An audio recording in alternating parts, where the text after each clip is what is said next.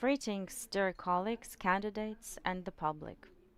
Today, on the 15th of January 2025, the advisory group of experts has gathered in its full composition to interview the candidate for the position of a judge of the Constitutional Court of Ukraine, Kyrychenko Yuliia Mykolaievna. In particular, all 6 members of the group are present. The secretary of the group, Madam Marina Connor, the member of the group, Madam Hanna Sukotka, members Mr. Alish Zalar, Vasil Shakun, Yaroslav Romanyuk. The interview is also attended by 5 deputy members of the AGE, Mr. Thomas Griffith, Marek Zubik, Richard Barrett, and Vitaly Machinchuk. I should note that we are working in a shelter, so in the event of an air raid, the interviews will continue without interruption. I would also like to remind you that the interview is being recorded and broadcast live on the AGE resources and the CCU website. Therefore, I would like to draw the attention of the AGE members and the candidate to the request to restrict the use of sensitive data and restricted information during the live broadcast. If it is necessary to discuss such issues, the AGE will restrict the broadcast for that time. We are now ready to begin, so I would like to turn the floor over to Madam Marina Connor, Secretary of the AGE, for a brief introduction of the candidate and a reminder of the interview rules of procedure. Maureen, you're welcome.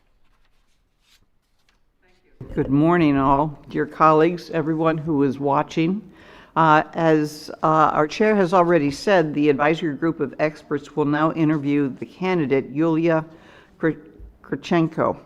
Let me remind you that an interview is a mandatory stage in the assessment of a candidate as part of the evaluation for their compliance with the criterion of high moral qualities.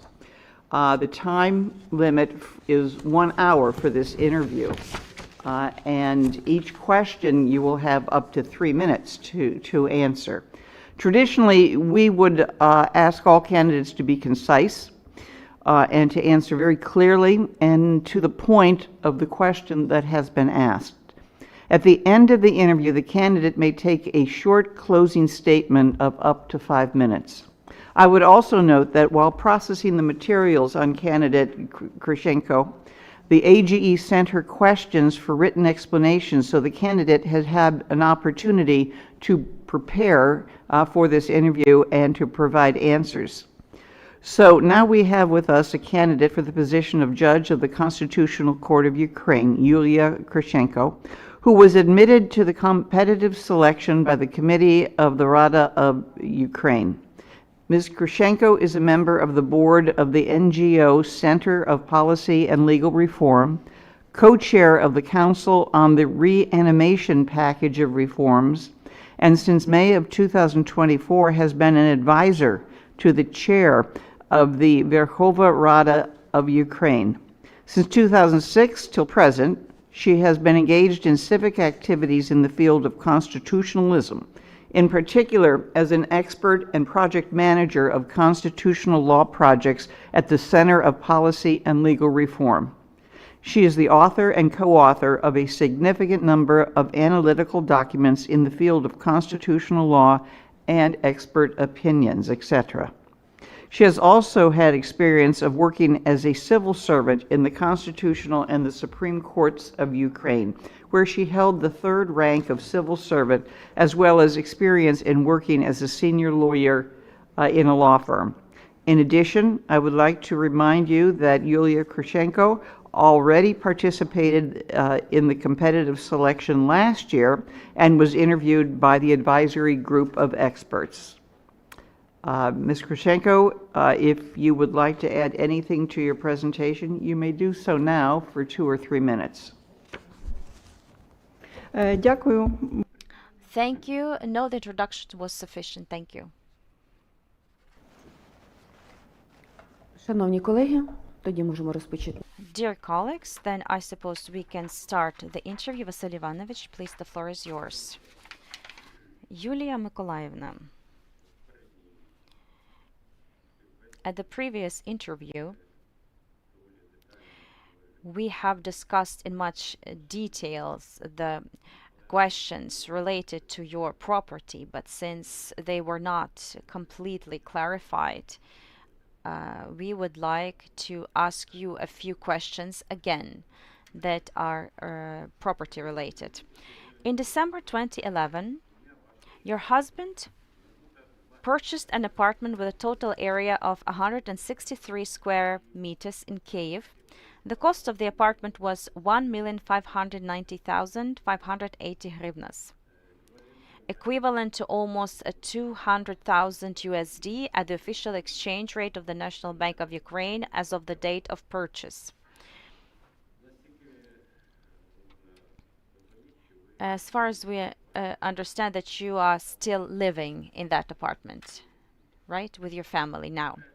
So we have the question.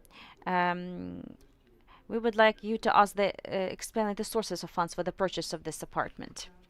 Thank you for your question, and thank you for giving me the chance to explain the income, the money or funds I used to purchase the apartment on Jordanska 1 Street, because unfortunately at the previous interview such questions were not asked. I didn't have the chance to explain this. So thank you for giving me this opportunity now. If to analyze the income from entrepreneurship activity of my husband, that has been documented and provided to the group of experts, you can see that for the previous period, the income from his entrepreneurial activities in the sphere of law were over 3 million hryvnias, which actually allowed my husband to purchase this apartment with 1.5 million hryvnias, and also to have some money on the current activity. This misunderstanding on the income of my husband happened because his clients are the foreign companies which are not taxpayers in Ukraine, and so this money was not in the state register, was not registered in the state register of the natural persons who are taxpayers. Thank you. Nevertheless, in your written explanations provided to the advisory group, you have repeatedly stated that the apartment was purchased by your husband with his own funds, which he received as income from his entrepreneurial activities from 2006 to 2011, and which are not reflected in the information received by the advisory group. However, later, mainly in December 2024, you in fact changed your explanations, stating that the purchase of the apartment was made using both the income received by your husband from entrepreneurial activities and income from other sources like salary, other payments, as well as joint family savings. So, what sources of funds were used to purchase this apartment? Thank you for the question. I would like to explain and say that I did not change my position because at the previous interview such questions were not asked. The questions on the purchase of the apartment on Jordanska 1 Street were not asked. And today I state that the funds that my husband made due to his entrepreneurial activities were sufficient to purchase this apartment. I also specified we also had some other sources of income which made our family to afford even to live, with the money that we made. I mean, like my savings and so on. Thank you. So, as far as we understand, you think that the advisory group is asking you the questions that are not true, not realistic. I would like to explain that this misunderstanding occurred because of the following circumstance. I got these questions after the interview that I had with the advisory group of experts during the previous competition. When we started analyzing why the advisory group of experts didn't see this analytics, we figured out that this was because in 2006, from 2006 to 2011, by decree of the President of Ukraine of 1999, there was a simplified system introduced, the simplified system for certain categories of the entrepreneurs, and my husband fell under that category. In accordance with that system, the entrepreneur was supposed to pay every quarter 200 hryvnias, and it's not the interest rate from the income, or not the percentage from the income, and he was supposed to show the general income for a year, to provide this information to the tax authority to confirm that this income was more than 500,000. If the income was more than 500,000, then the legal entity would lose the chance to stay within the system, the simplified system. So my husband made approximately 450,000 so that he could use the benefits of the simplified system. That's why you could not see the income, the actual income. Well, unfortunately, we have to keep on investigating these matters or analyzing these matters. And the sources of funds that the amounts of income received by husband as an individual entrepreneur from 2006 and 2011. You have repeatedly stated to the advisory group in writing that this income in total was approximately 2,700,000, an average of 400,050 per year. At the same time, according to the copies of the paper property declarations filed by you as a civil servant with your former employees, you declared a total of,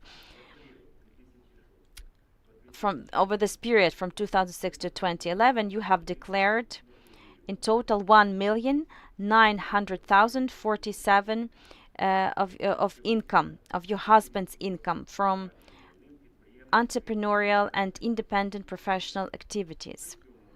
At the same time, according to the information you declared in 2008 and 2011, this income amounted to less than 100,000 hryvnias for the respective year. So 49,500 hryvnias in 2008 and 77,759 in 2011. How can you explain this? Thank you for the question. I paid attention I referred to this in my answers to the advisory group of experts after noticing or revealing this mistake, that there was a mistake in my declarations. The amounts are much higher. They have skipped one digit, and in declarations, when we checked the dossier, this amount was actually specified. So we put all our efforts, and my husband referred to the tax authority, requested the tax authority to provide these declarations in order to give the confirmation for you, and he got the reply that his declarations have been archived. So we requested the archive. My husband, as a lawyer, requested the archive, and the archive said that the term has expired, and that's why it's not stored in archives anymore. So we could only see these amounts only from the dossier of the advisory group of experts, because we do not have the access to the personal case in the Supreme Court anymore. Having thoroughly analyzed the dossier, there was a technical error made by the ADG. If you calculate for the period from 2006 to 2011, it was 3 million made by my husband as an entrepreneur. Okay. In your written explanations, you have repeatedly stated that your husband's tax returns as an entrepreneur for the period 2006-2011 are in a state archival institution, from where they can be requested by the advisory group within its mandate. At the same time, on the 1st of December 2024, in response to the advisory group's question about the specific archival institution where these returns are located, you informed that back in July 2024, your husband received a response from the State Archives of Kiev that the returns were not available there. The response also clearly states that the state tax inspection in Obolon district of city Kyiv, where your husband has been registered since 2006, did not transfer tax returns of entrepreneurs to the archive. At the same time, after July 2024, you stated at least twice in writing that the advisory group should request these tax returns from the archival institution, having known in advance that they are not available there. How can you explain this? Why did you do this? Thank you for your question. I would like to emphasize one more time and state that my husband first requested it from tax authority, got the response they did not have it. So knowing this piece of information, I have envisaged that perhaps the advisory group of experts within their mandate, maybe they could request these documents to get it from the archive institution. And the response to my husband that they couldn't provide it didn't seem to be convincing to me, and I still assume that the ADG could obtain this information, like my personal case from Supreme Court. I hope I have explained myself. Don't you think that such contradictory explanations may raise reasonable doubts with an objective observer regarding your honesty in explaining the sources of funds for the purchase of the apartment in 2011? Agree, right, that they do occur, these doubts. Thank you for your question. There may not be any doubts on the income because the income has been confirmed from the entrepreneurial activity, and all taxes were paid. Just because the term of storage of the documents has expired, I don't think that from the point of view of the citizen that's something extraordinary. I guess it's a regular situation that these documents are not there anymore, but this data is in line with the tax authority information in that period of time. So I don't think that my husband has made any violations or breaches. Maybe he did not breach anything, but do people have doubts, people who are watching our procedures? You, as a participant in this and the previous selection processes, you submitted 2 electronic declarations for 2022 and 2023. You also filed paper asset declarations every year while being a civil servant, the last being for 2015. In your electronic declarations, you declared rights to 6 real estate objects and 4 vehicles. At the same time, you provided certain inaccurate or incomplete information in respect of 5 of the 6 real estate objects and 2 of the 4 vehicles. Please explain why for 4 real estate objects you did not indicate their exact total area to the nearest tenth. I'm speaking about the apartment on Yordanska Street in Kiev, in Snovsk,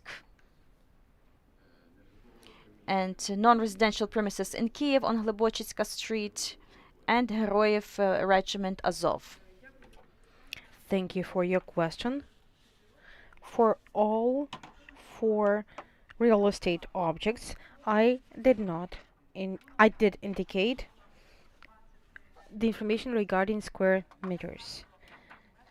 And I would fill in the information on the full numbers of these square meters. I believe that it would be sufficient to fill it out this way, to avoid putting a comma in the numbers, and I believed that it meets the criteria of integrity. I did not try to hide the information about square meters, and I tried to specify the full numbers for these square meters. Okay.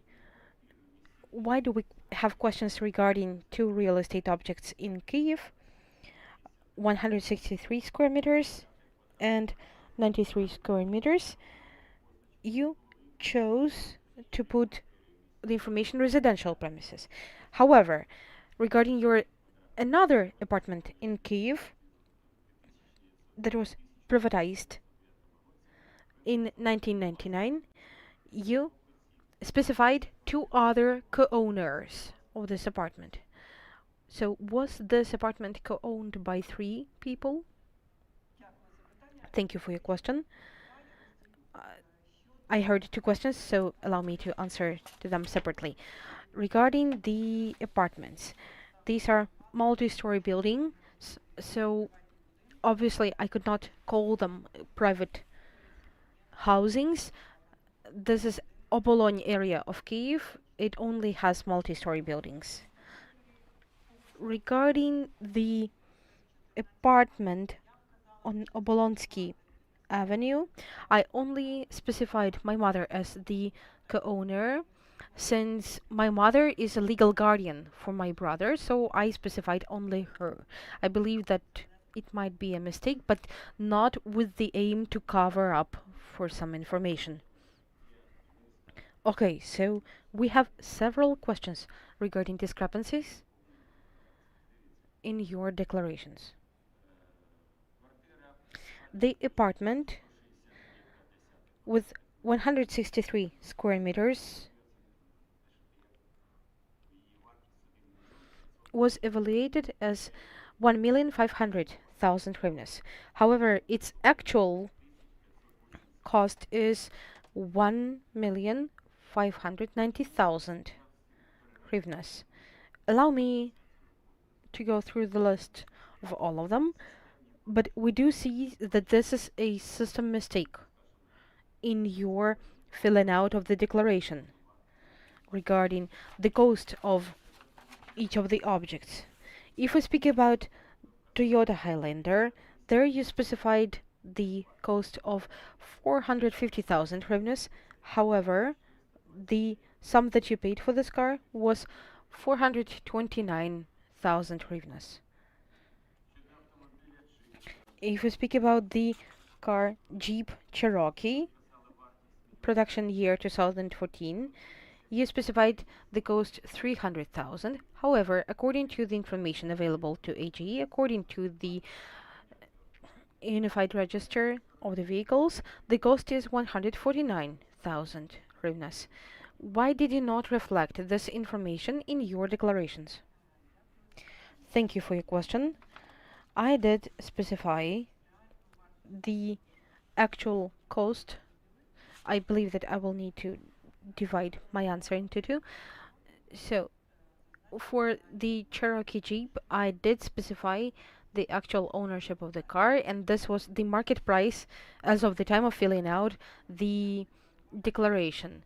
The seller of the car specified a different sum of money, but I specified the sum of money that my husband paid to the seller, and I did explain this in the written communication to AGE. For other discrepancies, you can see that they have a certain percentage, a certain sum that I believe could be neglected. I now understand that I had to specify the exact sum in all declarations. I understand this now. Thank you. You know, with your experience, you need to have a very diligent approach to filling out any information without rounding off any numbers. In your e-declaration for 2022, your income from business activities constitutes 1,500,000 hryvnias, and your husband has 2,250,000 hryvnias of income. At the same time, the size of your income in the same year as the private entrepreneur constitutes 1,408,000, and your husband has the declared income of 1,590,000 hryvnias. Can you explain this? Yes, I explained this to the chief apparatus of Verkhovna Rada. In 2022, I did specify a bigger income in the line of my income, since from the moment of full-scale invasion, when the enemy was close to the city of Kiev, I went to Germany. And in Germany, I received the status of a person who requires protection from war, and I was eligible for certain payments from the government of Germany. So I provided this documentation to Verkhovna Rada, and I also reflected this information as my income. Maybe this was a mistake, but there was no other line where I could put any income from a different state. And I wanted to demonstrate that I was receiving this income for several months. The same applies to the situation with my husband. February 25, 2022. Your husband has received 200,000 hryvnias of financial aid from Site of a Child LLC. On January 9th, 2025, you informed AGE that this loan was restructured and is not subject to repaying. According to the general rule of e-declaration, all financial obligations that exceed the sum of 50 minimums must be declared. The same applies to the sums received in 2022 and 2023. However, you did not indicate this in your e-declarations for these years. Can you explain why? Thank you for the question. So this was the financial help. This was the repayable financial assistance, and since my husband considered it repayable, he did not think that I need to include this in the declaration. So since it was repayable, he did not consider it that it should be included in the declaration. This is his explanation. In paper declaration of a governmental worker, you specified 650,000 hryvnias as an income for business activities for your husband, as well as 11,900 hryvnias as the amount of subsistence support paid to you. At the same time, according to the State Register of Individual Taxpayers and the copy of your husband's tax return, you provided the amount of income declared by your husband from entrepreneurial activity in 2015 was 593,443 hryvnias, and the amount of subsistence support provided to you constituted 14,000 hryvnias, 620 hryvnias. These are not big discrepancies, but they are there, which shows lack of diligence when filling out the declaration on your side. Thank you for such a detailed overview of the declarations. In 2016, it is quite difficult to recall the events of that year. I always filled out the declaration based on the information from my husband. Maybe he provided this information incorrectly. And regarding the subsistence support paid to me, I did specify the sum net. I can clarify the information provided by my husband, but I believe that there might be a round off or a mistake. Yes. You can see that we have quite a lot of discrepancies.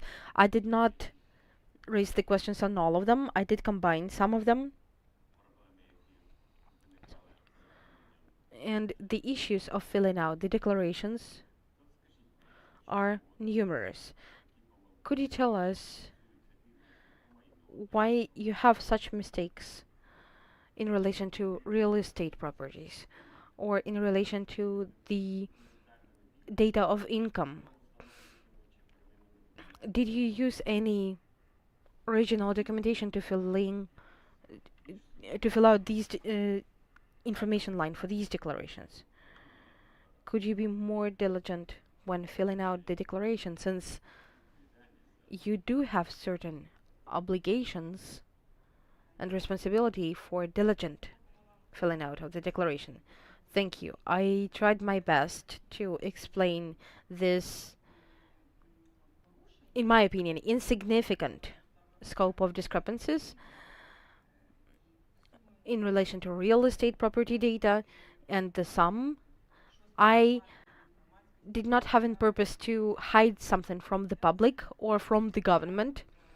Thank you for such a thorough review, and I understand that in the future I will need to be more accurate and attentive when filling out the declaration with the exact sums and square meters. Thank you.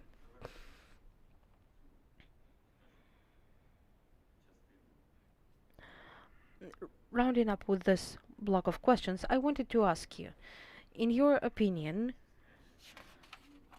do you think that such a great number of errors in your declarations may cause an objective observer to reasonably doubt your diligence in filling them out? I do hope that I am able to prove that I did not have any evil intention. I do acknowledge that I need to be more diligent when filling out the declarations. Yes, I understand that you didn't have any evil intention, but the question is about your diligence. The discrepancies are not our issue. This is the issue for those who administrate these processes and declarations.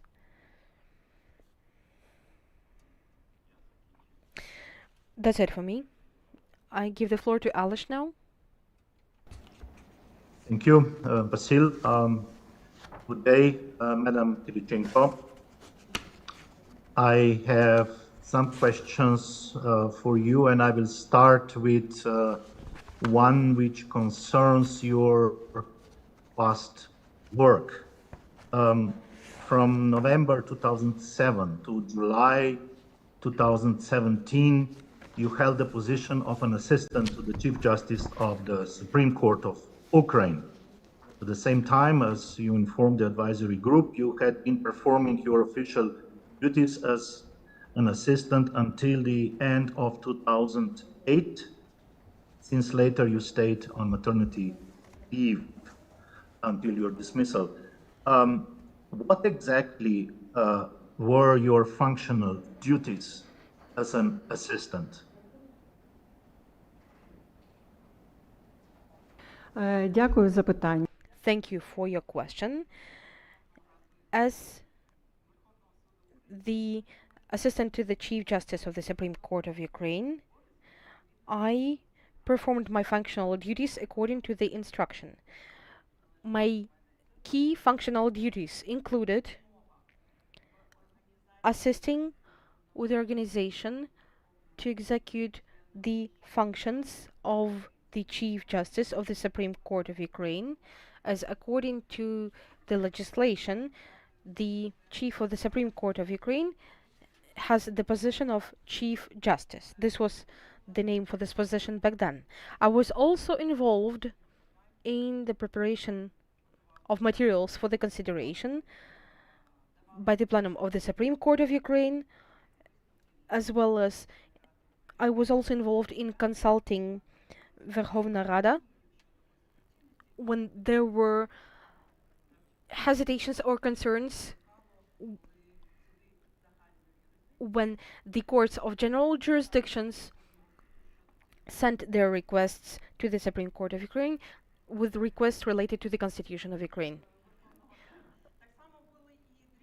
There were also minor duties that I did not specify last time, but as the assistant to the Chief Justice of the Supreme Court of Ukraine, at certain moment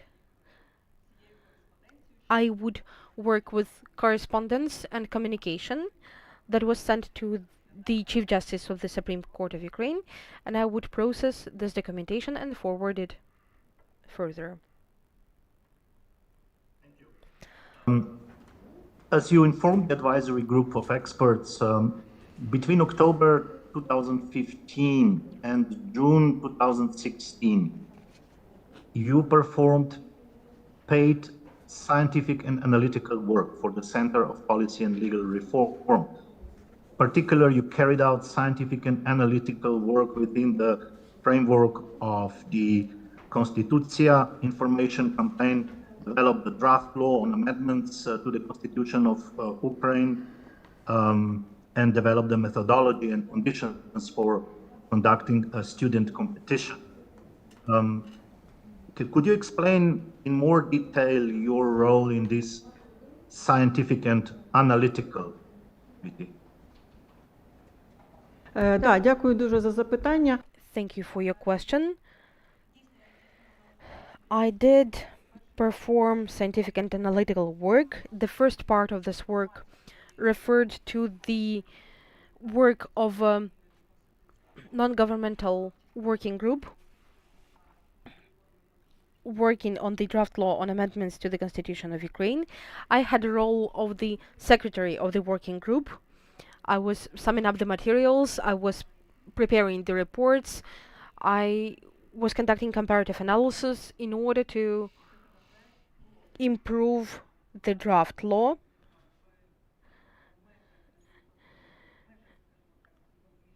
to keep the mixed governmental model. And this working group also included Professor Kozyubra, Sergei Petrovich Holovatý, former Chief Constitutional Court of Ukraine, and Igor Borisovich Kolyushko, and me as the secretary and the member of the working group. Regarding the information campaign Constituția, this was quite a lot of scope, and they have a particular number of the campaign.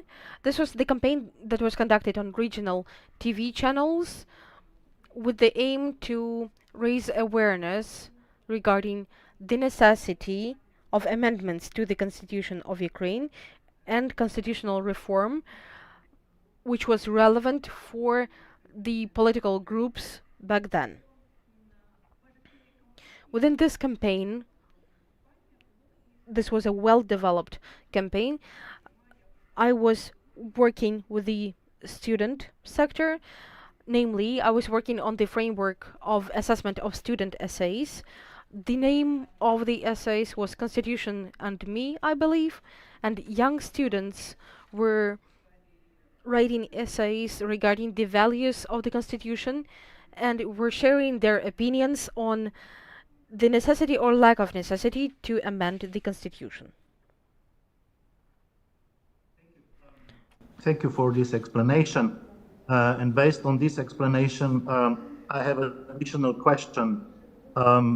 Since you don't have a scientific degree and you were not employed as a researcher, don't you think that under such conditions and with such essence of the work you performed, you were rather providing legal consulting services than carrying out scientific activities?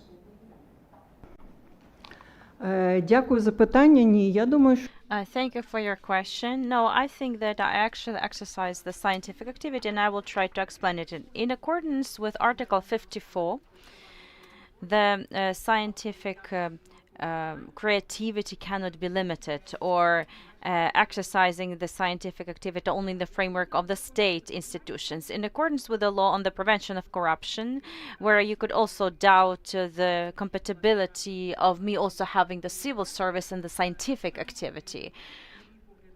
In my opinion, it doesn't take place because clearly in the comments and in the communication with my colleagues, we drew the conclusion that the scientific activity can be exercised by certain legal expert who has the degree, at least master degree, and exercises or practices either fundamental or practical research. And I think that I prepared practical research by form and by content, because for me content is always more important, and the form or presence of scientific knowledge is not my value or motivation when exercising my activity, also public activity. So I was clearly aware that I was exercising scientific activity for the benefit of the practical research that is so much necessary for the Ukrainian society for a good elaborated policy.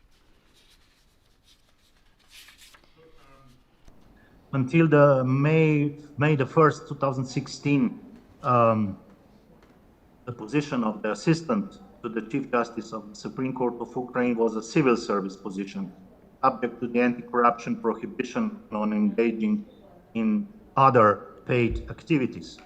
Don't you think that receiving income from the Center of Policy and Legal Reform violated this prohibition? Thank you for your questions. In this law on corruption prevention, there are three exceptions when the civil servant can combine the activity, and the scientific activity refers to one of those exceptions and can be exercised by the civil servant, of course not during their working hours, but in the after working time. So in my opinion, I have not breached the requirements of the law on corruption prevention and the provision on the part-time job. Received from that source approximately 323,000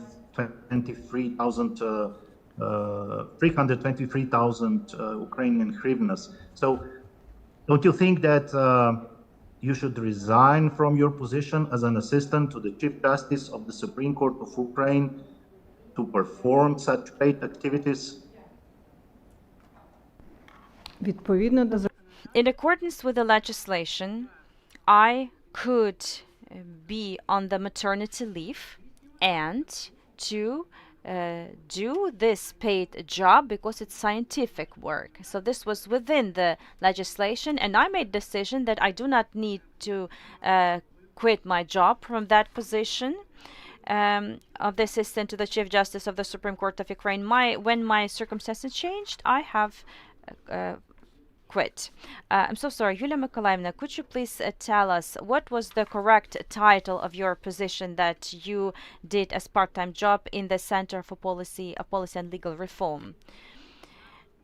I want to know the specifics. These payments, no, give me the name, the title of your position you held as your part-time job. I did not have a part-time job in the Center of Policy and Legal Reform. You got your honorarium? No, I got payment on the civilian labor agreements on my scientific activity, and I have provided all these agreements to the group of experts. The condition in the law about the science and scientific activity states, it mentions the scientific institutions or higher educational establishments. Can we say that in the Center of Policy and Legal Reform there would be the associate employee or the scientific employee position, and then this would have been justified, and it means that you got this funds based on the legal grounds, this research associate position, for example. But since not, and maybe you did do this activity and somebody maybe did call it the scientific activity, but is not in line with the current legislation. Thank you for your question. One more time. The Center of Policy and Legal Reform is a well-known, independent, analytical center that does practical research, not from the moment of being established in 1996, but as of 2000.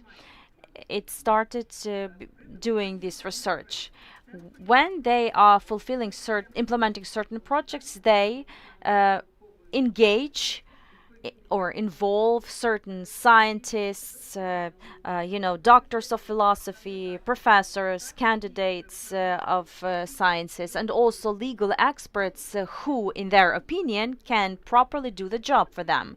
For this Center of Policy and Legal Reform, the content of this work is important, but not the rank, the doctor of law or the candidate of law. But sometimes the doctor of law may not be able to do something that the expert can do. And I would like to emphasize that the state cannot limit the scientific activity only by certain scientific institutions, because it's not constitutional. And the Center of Policy and Legal Reforms and other independent analytical centers, they are exercising the scientific activity, but not to give certain ranks to their employees, but just to have a properly done job and properly assist the state to elaborate the policies which are so needed today. And I would like to underline that in the Center of Policy and Legal Reform, there is the position of the research director. Mykola Ivanovich Voronyuk holds that position. And I think that this proves completely that the Center... Voronyuk, yes, he can do that. But you, since you... I wanted to emphasize and say that there is the... I didn't use such wording as doctor of law or candidate of law. I said that this must be a scientific position, and then this would be in line. Hovranyuk has the right position. Thank you. I will then clarify my position. I think that any analyst can do scientific activity even at home without any position, and this cannot be restricted by the state. Because who is prohibited? How can a woman who is on the maternity leave having the chance to do scientific activity in the evenings, especially if there is the public interest in that? My position that if it's a dedicated employee, you should do it if you can really can do quality job. Thank you. Questions, Madam Kyrychenko. The next question relates to your cooperation with the advisory group of experts within this framework of the competitive selection. On November 26, 2024, you were sent a second round of written questions. The advisory group set the deadline for you as December 1st, 2024, for responding to them. At the same time, when you sent your answers to some of questions on December 1st, you informed the advisory group that you would provide answers to 10 questions relating to the property registered in your husband's name or other issues primarily related to your husband as soon as possible.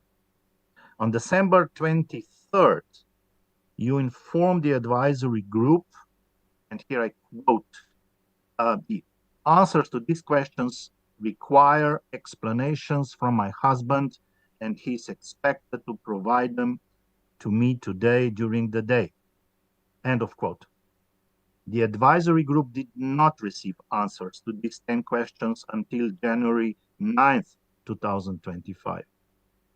Don't you think that such behavior may cause an objective observer to reasonably doubt your diligence as a candidate? Дякую за питання. Thank you for your question, and thank you for underlining that all of these questions refer to property of my husband or activity of my husband, and I had, objectively speaking, had no right to, couldn't provide these answers or explanations. Understanding the serious nature of answering these questions, my husband told me that he needed more time to familiarize himself with my dossier to be able to distinctly, diligently provide the explanations on these questions, because there were quite a few of those. That was the reason why there was such longer period of time for me to be able to provide the answers, but the answers were provided in much detail. I'm so sorry that my husband, it took so much time. It took so much time for my husband to answer. I did remind him every day, but he was looking for the documentation to corroborate his answers as fast as he could. But some time, of course, has passed. Um, but he managed to find everything he could. The moment he provided it to me, I re-sent his email to the ADG for you to see, like the time when I got it, and I resent it right away, and I actually put all my efforts to answer all those questions as much as it was possible. Husband is a recognized lawyer and an attorney at law who obviously cannot fail to understand the importance of proper compliance with the selection procedures. I assume he supports your candidacy. Did you take all actions within your power to obtain this information from him or from other possible sources within the time frame set by the advisory group? This time frame is clearly set in the advisory group regulations and methodology. It is publicly accessible. It applies for all candidates on an equal basis, and that means including you. So did you take all actions?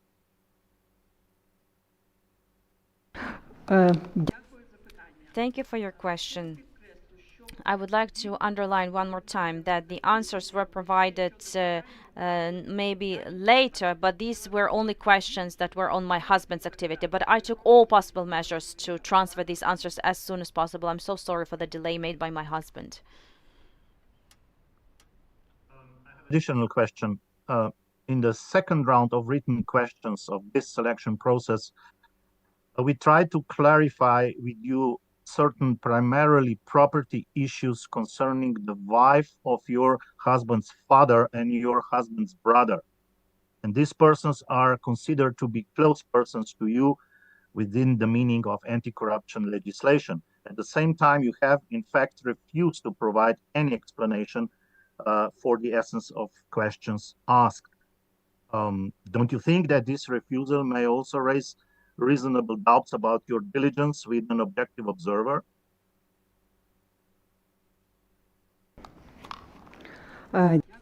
Thank you for your question. In my written answers, I have specified that the reasonable legal doubt occurs on the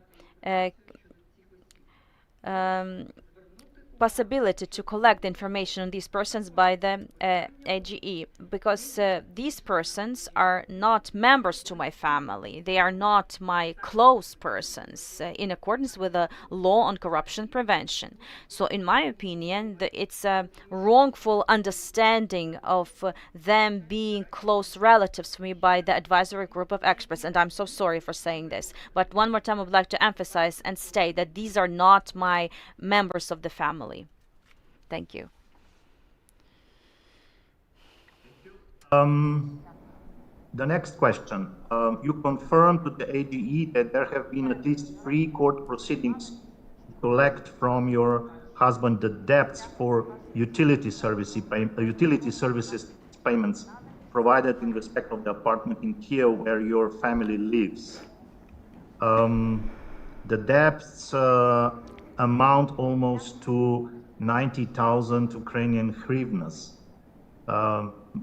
The first of these proceedings was initiated in the year 2014 and the latest in the year 2021. How can you explain the existence of these proceedings and what were the results of these proceedings? Так, дякую. Yes, thank you for your question. Well, these are different proceedings. So the first was on the dispute of my husband on the possibility of accruing the utility bills for the apartment when we didn't have the ownership right yet. So in fact, the constructor was accruing the utility bills on the stage of the investment agreement only, and in the opinion of my husband, this was incorrect. So the case was open and certain proceeding, and up until now we are still insisting that you cannot issue the utility bills for the property that is still not for which you do not have your ownership right. As far as I remember, my husband partially lost this dispute as the decision was made for the benefit of the servicing company and paid it right away. The second proceeding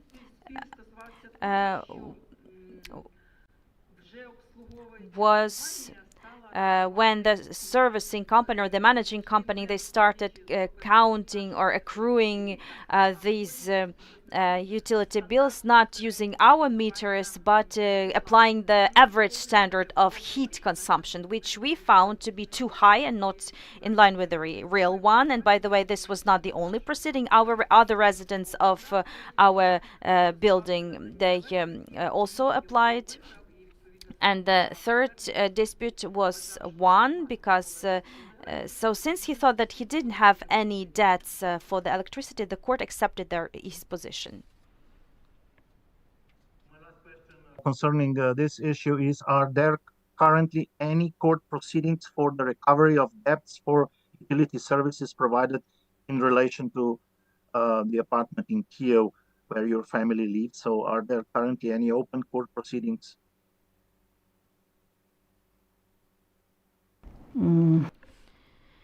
No. Well, at least not to my knowledge. I think there aren't any court proceedings, open court proceedings for the recovery of debts for utility services. Thank you for your answers. I pass the floor back to the chair of the advisory group of experts. Будь ласка, Ярослав Михайлович. Дякую. Thank you. Dear Yuliia Mykolaievna, my question will refer to the integrity component. In your motivational letter, you have claimed that all your professional life you have dedicated to, making to enshrining the constitutional basics as a civil servant. For 10 years of civil service, these 10 years of civil service, as of November 2007 until July 2017, so it almost makes 10 years, and you were in the position of the assistant to the Supreme Court.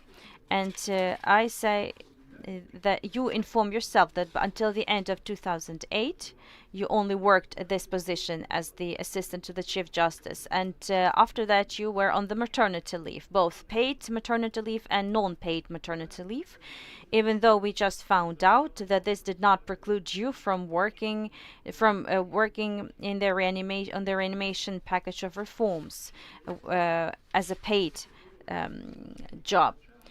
Does it seem to you that for the outside observer, such statement when being the civil servant, that this could look a bit manipulative?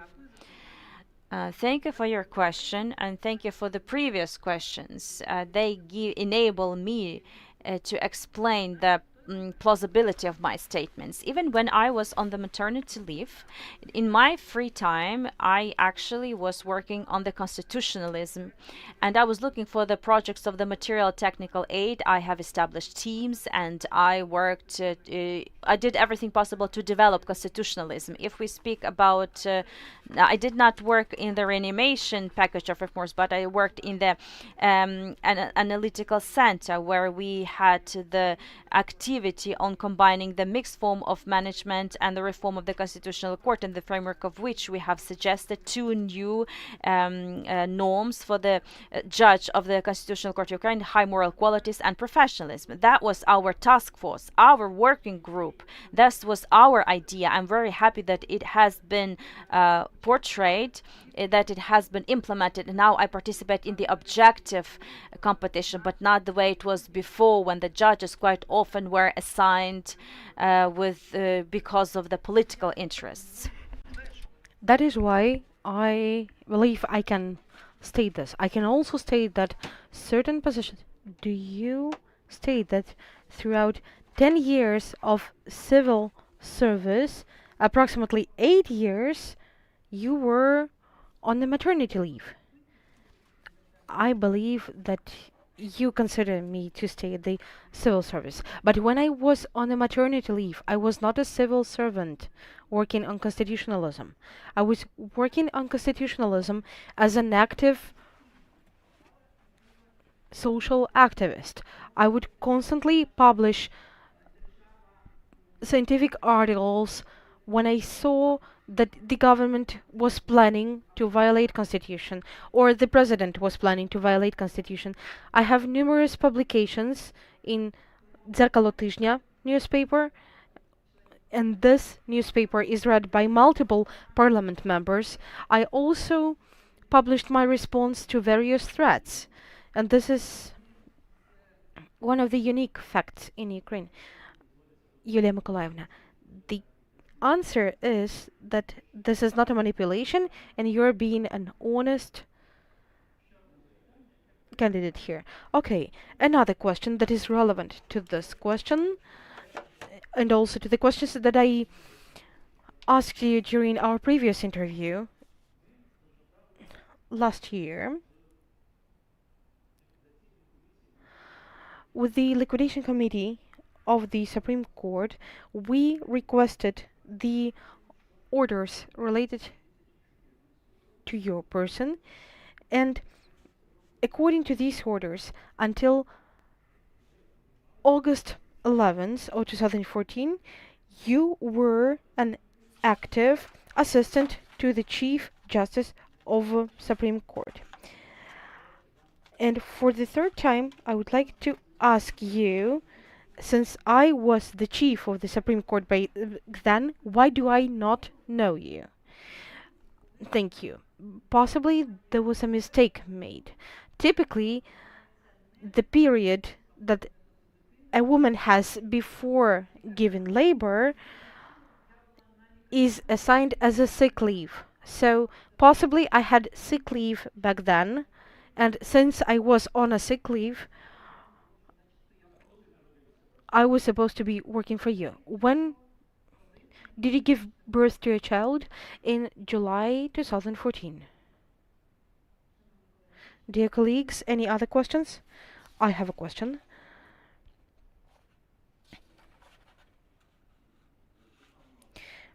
Recently, yesterday actually, we were talking to one of the candidates, and he would manipulate the notion of sick leave, and when being on sick leave, he managed to travel around Europe and even the US.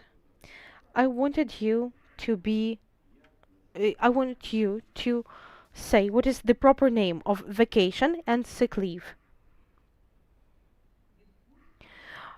Vacation, so not a vacation, but maternity leave. Yes, so the period that we take after the birth of a child. Yes. So maternity leave is one thing, and your combining of two different positions is different. Your primary work is assistance to the Chief Justice. Allow me to answer. So you believe that a woman on a maternity leave should look only after her child, or can she, during her free time, conduct scientific and social work? The government allows her to stay off work. Okay, we go into discussion. Let's proceed further. Thank you very much for your answers, Yuliia Kyrychenko. And now you have the opportunity to make a short closing statement, up to 5 minutes, to the AG and to our observers online. Thank you. Thank you very much. I will use this opportunity, and maybe based on today's questions, my short closing statement will be the following. Throughout my professional career, I devoted myself to constitutionalism in Ukraine and to raising constitution culture in the country, because I believe that low constitution culture allows our political leaders to violate constitution of Ukraine. In my opinion, I am not a traditional legislator who would typically take the position of a judge of the Constitutional Court, but based on the content, not based on the form, I was always focused on the values of constitutionalism in Ukraine. And I was brave enough that during different periods of the development of our country and during the regime of Yanukovych, I was always brave enough to say when the constitution was violated. I believe that today, the Constitutional Court of Ukraine has strengthened. And I believe that it would be great for the Constitutional Court to have the first judge from the sphere of social activists, because it will help the Constitutional Court to understand the public better and to raise the trust from public to Constitutional Court. Typically, the judges of Constitutional Court are formerly judges of general courts or legislators from scientific field or academia. I do believe that it would be great to have the judge from the social sector. I believe that together we can form a strong constitutional court that is trusted by the Ukrainian public, that by its content and its functions will conduct efficient control and will not exist just as a nominal constitutional court based on one of the articles of constitutions. Thank you. Thank you, Yuliia Mykolaievna. Dear colleagues and the public, I hereby declare the interview of the advisory group of experts with candidate Kyrychenko Yuliia Mykolaievna completed.